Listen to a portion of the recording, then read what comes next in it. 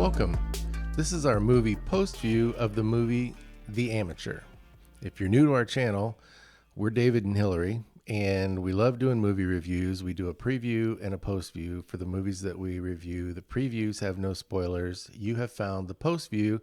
This is what you watch after you see the movie if you'd like to kind of see a deeper discussion on some of the elements of the movie, or if you just don't care about spoilers, because we about to go there with the spoilers. So that's right. If you're here and you want to be, we're glad you joined us. And so let's talk about it. Let's talk about The Amateur. Okay. We decided we both liked it. Yeah. It's a good spy movie where the spy wasn't really a spy. Yeah. When we started seeing the trailers for this all along, I thought, okay, this is really an interesting premise. He's really not a spy. He's not trained.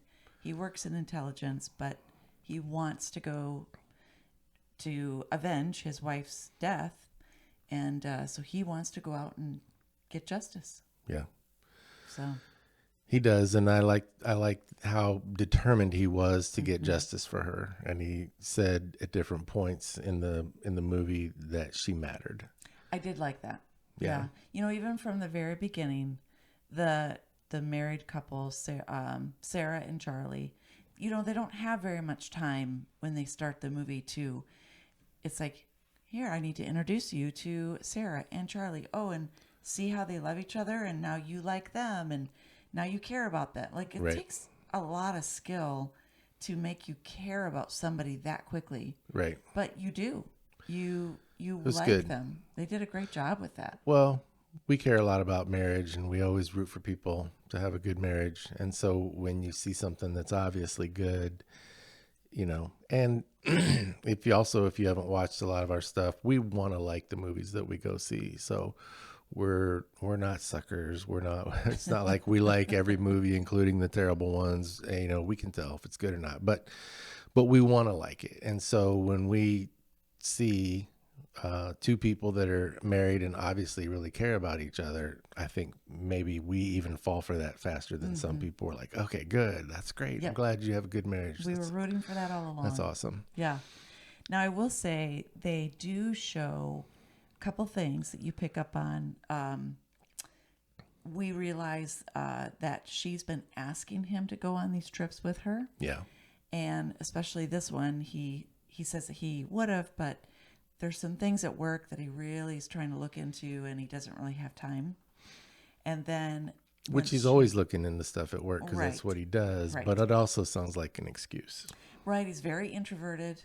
You get the feeling that, I think there's some jokes about, he's like, well, they have coffee in London. She's like, well, how would you know? You've never been. Yeah. But then she calls him from the trip, and he's at work, distracted, doesn't really pay attention. He asks her, you know, hey, can I just call you back later? Yeah. And of course, they never get to talk again, right? Because that's when super sad the terrorist attack happens and she dies, and yep. But it's just a good reminder, even though this is fiction, to be present with your loved ones and to not take them for granted and intentionally be, you know, a part of their life. So yeah, and if I could circle back really quick to where he said that she mattered.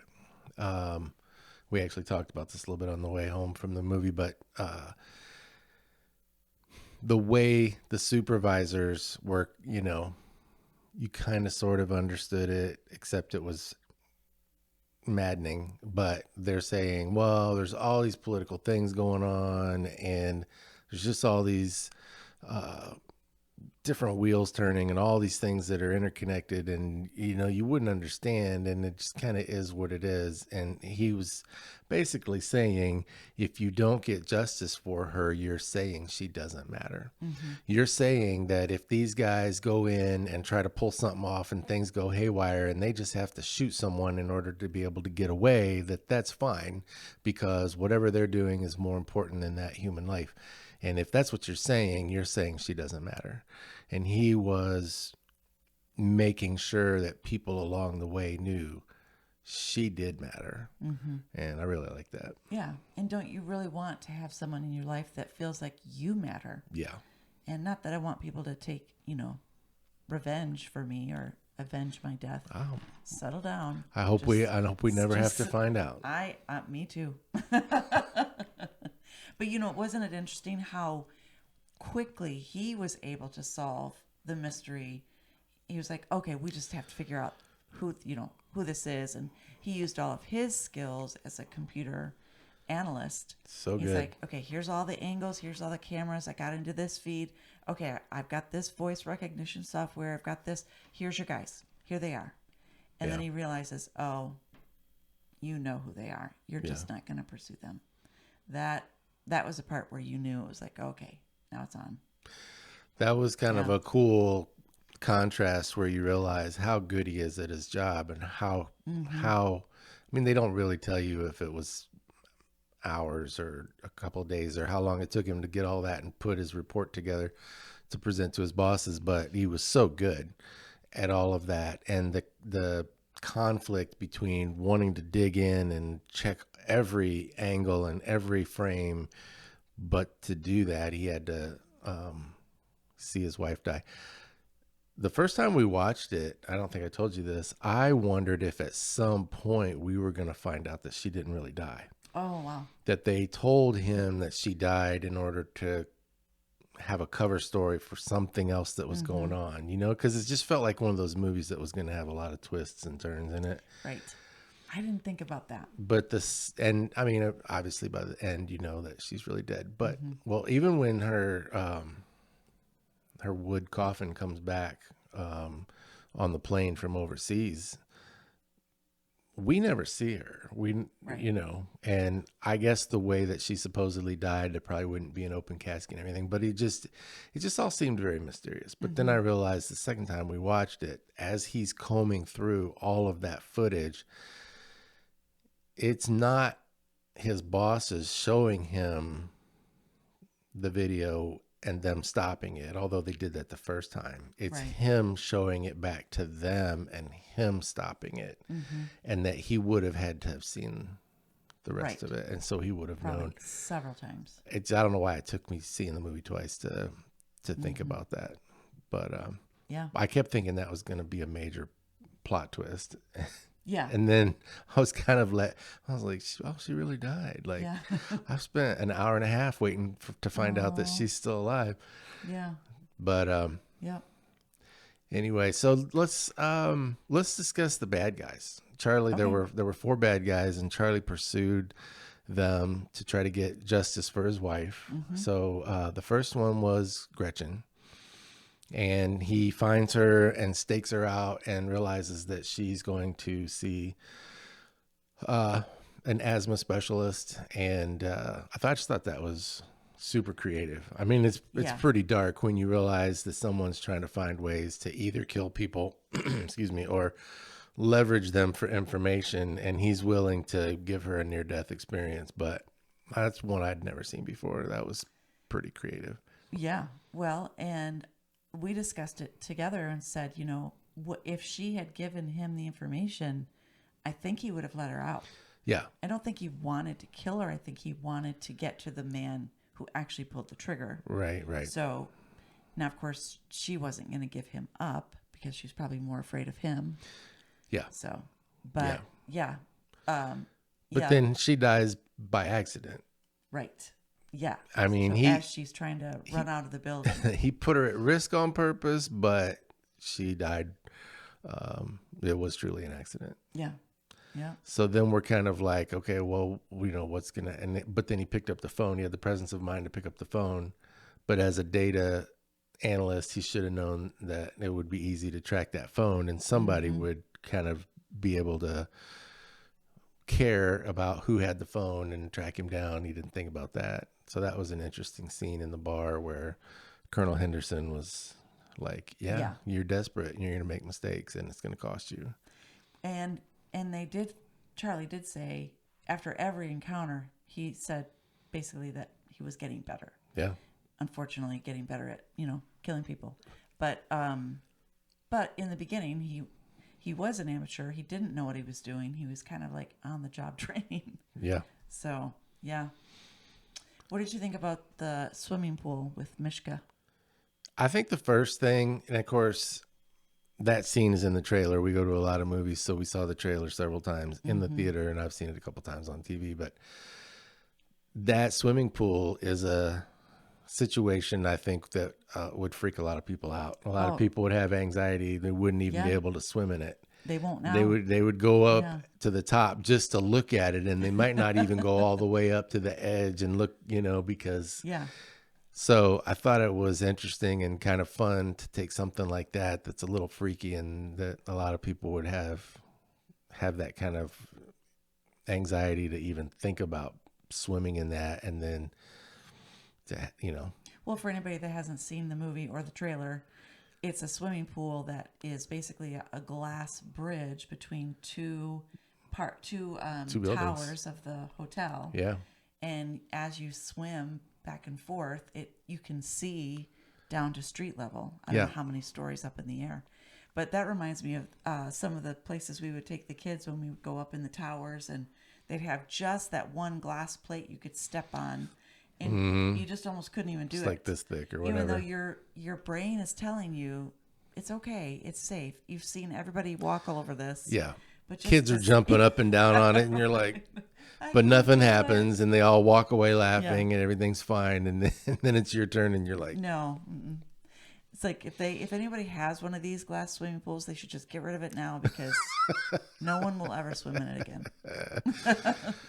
well, this is kind of irrelevant to the plot of the movie, but I wish they hadn't shown it crashing down in the trailer. That was too much. I mean, you could show the man swimming in it, show Charlie standing there with the remote and explaining what it is, and then cut away to something else, and we don't know. You got to see the movie to see what happens. Yeah. Yeah. So I really liked the movie, but I thought the trailer showed too much. I liked that the movie didn't show him.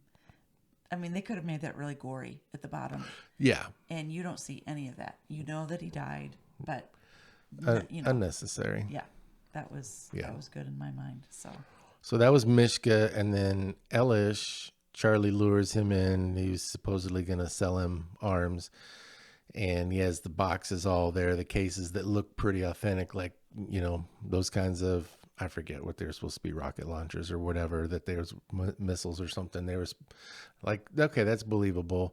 And then when he opens it, it's just a giant bomb. Right. And the twist there was the lady died on purpose. The guy in the pool wouldn't. On purpose?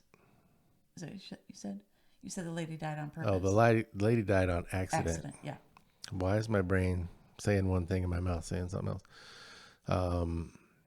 Swimming pool guy wouldn't talk, but then the guy that was there to make an arms deal gave Charlie some really useful information, and Charlie kills him anyway. Right. Do you think this is showing like his progression? Like he's just done talking? Well, up to that point, you're thinking, well, again, they showed the explosion in the trailer, which was too much. But up to that point, you're thinking, well, he's not really trying to kill these people, except they won't cooperate with him. Right. And this guy cooperates, and then he blows them up anyway. So you think, oh, he's escalating. He's escalating. That's what it felt like, because of all of them, he seemed the quickest to talk. He's like, okay, pick up my phone. Yeah. Here are he just wanted to save his life Yeah. and, live to cause destruction another day I'm sure. as an arms dealer. But, yeah, I think Charlie was over it. He's like, yeah, I'm just done. I'm done with people that don't want to talk and help. Right. So, yeah. Well, and at this point, I think the CIA has already sent people after him to also kill him. So he just knows that he's kind of being pursued on every.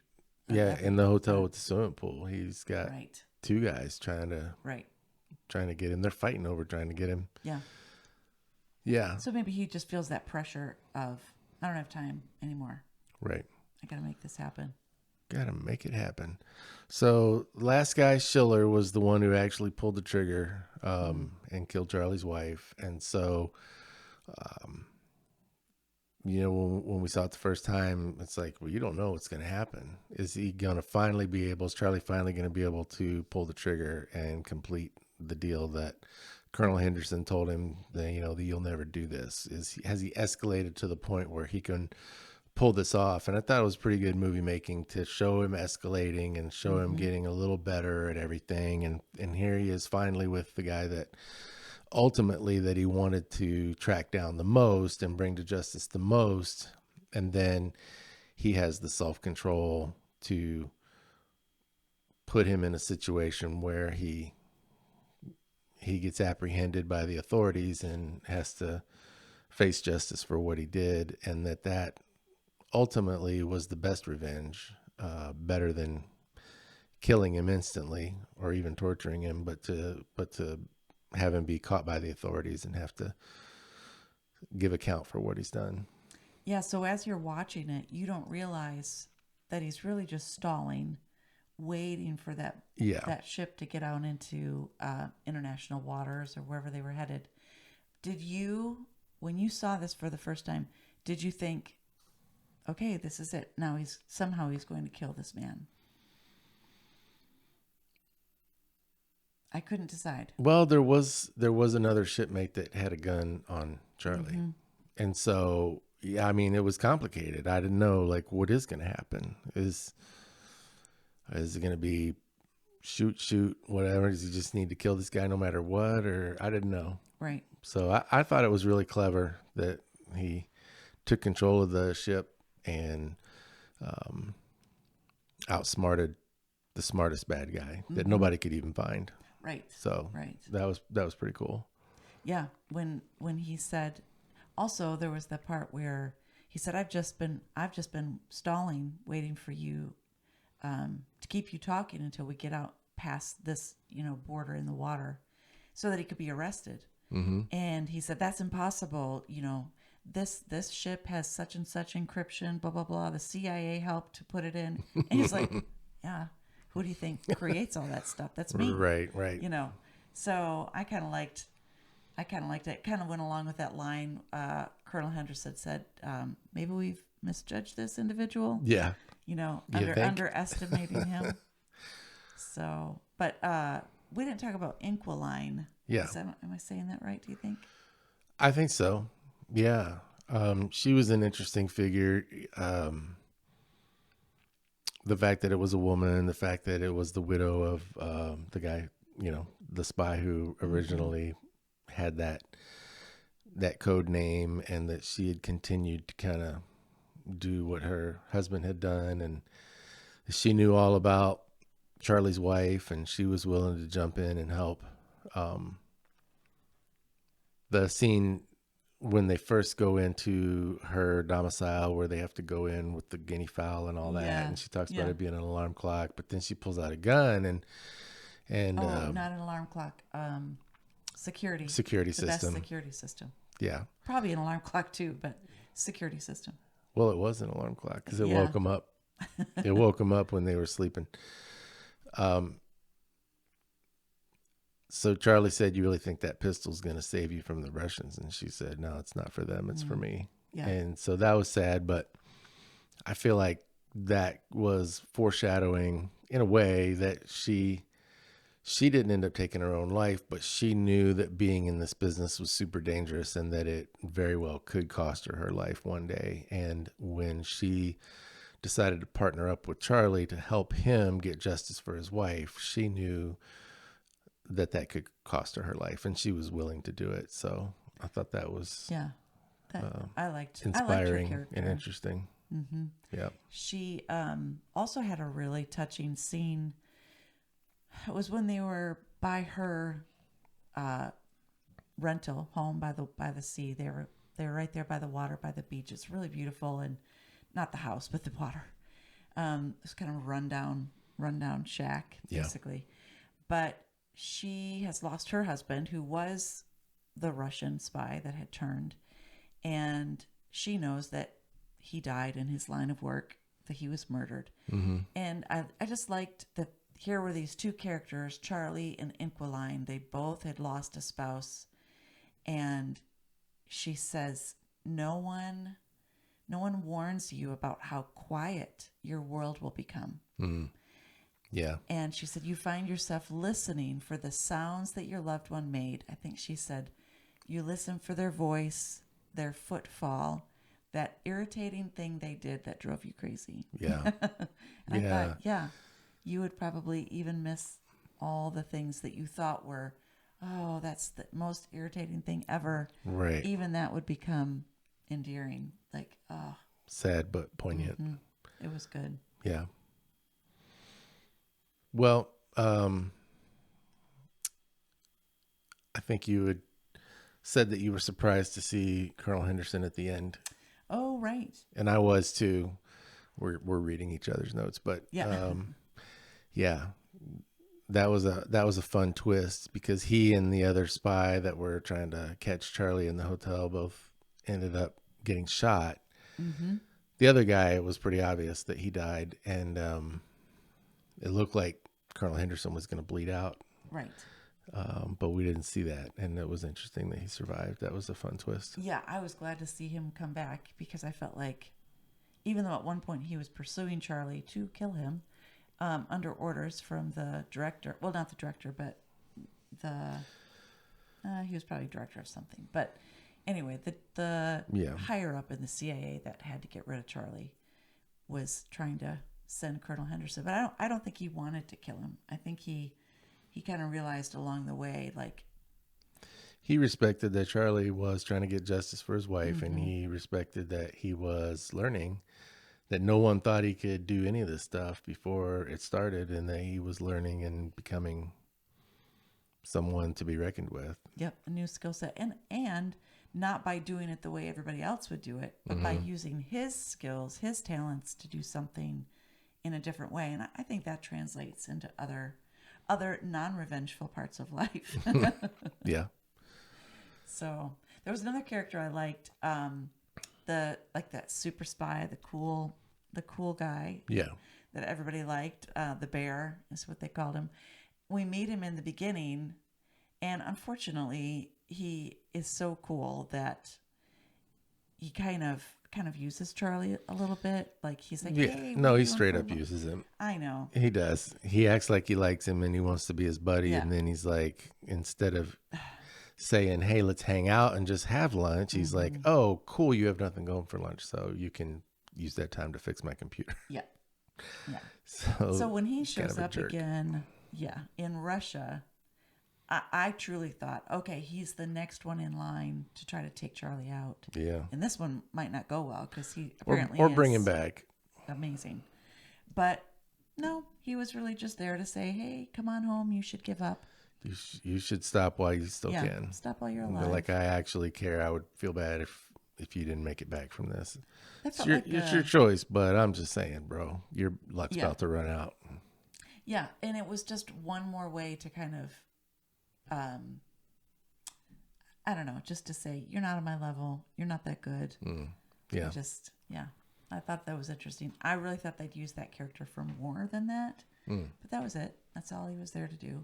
So I don't know. It felt a little weird. Yeah. I always got a couple more things, but I like the airplane that his wife had gotten him Yes. as a gift. It's quite a gift, but I think we're supposed to think that they both had really good paying jobs, and it was a wrecked airplane, and it was a project for him because he was good at investigating things, and I think Incredibly smart. we're supposed to think he was good at working with his hands too, but the thing with having an airplane, he wouldn't fly in one. He wouldn't go anywhere. He wouldn't take any risks. He just wanted to be in the basement on the computer, And so then to try to get justice for his wife, he had to fly all over the world and do all these crazy things. And at the end of the movie, they showed that he had taken the time to put the airplane back together and learn how to fly so that he could take it up in the air. And that was was too bad that he had to go through all that other stuff to get to that point, but it was a cool character development thing where he went from being the timid guy that was, super introverted and wouldn't do anything to he, became like an actual spy, and Spy. yeah, a world traveler that could actually get some stuff done, and Yeah. then even had his own plane that he could take out and fly around and prove that he was an accomplished individual that wasn't afraid of everything. Yeah, it was a really neat ending. Yeah. Yep. All right. Well, did you have anything else? I think we covered it. Yeah. All right. Well, thanks again for joining us. This has been fun. It's a great movie. I hope that you saw it, and if you didn't, then you watched this, then maybe you'll want to go see it. We're David and Hillary, The movie was The Amateur, and that's that's our post view.